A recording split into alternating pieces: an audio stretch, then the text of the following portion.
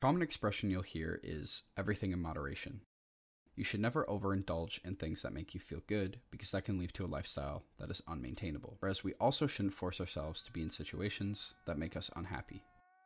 When we listen to newly released music, many people often listen to a song on repeat. This is especially evident in rap and pop music when a song is catchy or has an interesting and exciting beat. After a while though, many people, including myself, will start to get tired of hearing a certain song and refrain from playing it.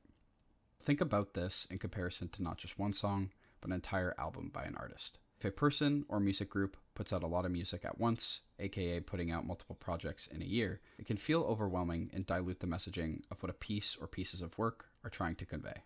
However, putting out music too sporadically can lead fans to become disenchanted by an artist and will make them move on to new music from people that are maybe more consistent in their releases. So what is the best way to put out music without alienating the fans? The formula to solving this problem is actually quite simple. Less songs at a consistent rate. Unless you are Kendrick Lamar, Frank Ocean, or J. Cole, who already have classically codified discographies, people are not going to wait 4 years for you to put out your next album. And sticking with this 4-year time frame, music tends to transition to a completely new sound within this short span of time. How many artists can you think of that were popular in 2017 that are still popular now? Probably not that many. A prime example that's dear to my heart is somebody like Roddy Ricch. Please Excuse Me for Being Antisocial would be my album of the year for 2019, but Roddy wouldn't release Live Life Fast for another 2 years afterwards. To me, personally, that isn't living life fast, Roddy. That's living a life pretty slow. Roddy at one point was competing with the likes of Justin Bieber for the #1 song spot on the Billboard chart. However, nowadays, Roddy has had to get off of Instagram due to all the harassment he has gotten from low album sales compared to the expectations for his music.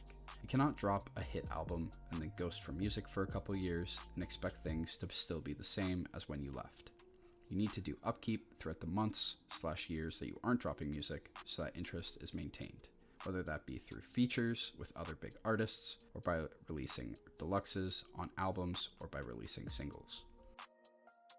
You may be wondering why it is, though, that some artists still struggle after consistently dropping music and features. That has to do with oversaturation. When an artist has traction, they get offered a feature on practically every song there is, across so many different genres, and especially in pop music. You will hear an artist on the radio, in retail stores, at the club, everywhere. It gets to the point where you not only dislike certain songs, but the artist as an entity. Many people have this opinion of someone like Ed Sheeran, as his music gets so popular, it's almost annoying to listen to now, regardless of the actual quality of the music. On the oversaturation of music as well, just as a minor side tangent, 27 song albums. They don't make a whole lot of sense to me, and in my personal opinion, I think most albums should be a max of 15 songs, but that is totally a topic for another video. The key, therefore, to maintaining popularity is moderation of both sides of releasing music. Dropping a marquee feature or dropping a single within the months leading up to an album release helps to build up momentum, while spacing out your album releases by a year or two also builds hype and excitement. Take, for example, the release of Beer Bongs and Bentleys by Post Malone. Post dropped Candy Paint, Rockstar, and Psycho before he finally released B&B, and it's still an album that floats around the top of the Billboard charts each month. This is also a method that he replicated with Hollywood is Bleeding, much to the same effect. The best way to become a successful artist is by manipulating the audience in your favor. You want to build an absence of your music that makes people say things like, when are they going to drop new music? Or, I really need a new so-and-so album right now. All the while, you are still releasing at a frequency where you do not become forgettable and lost amongst other artists. The mental and psychological component of music is the vital lifeblood of success. It is what separates the greats from the ghosts.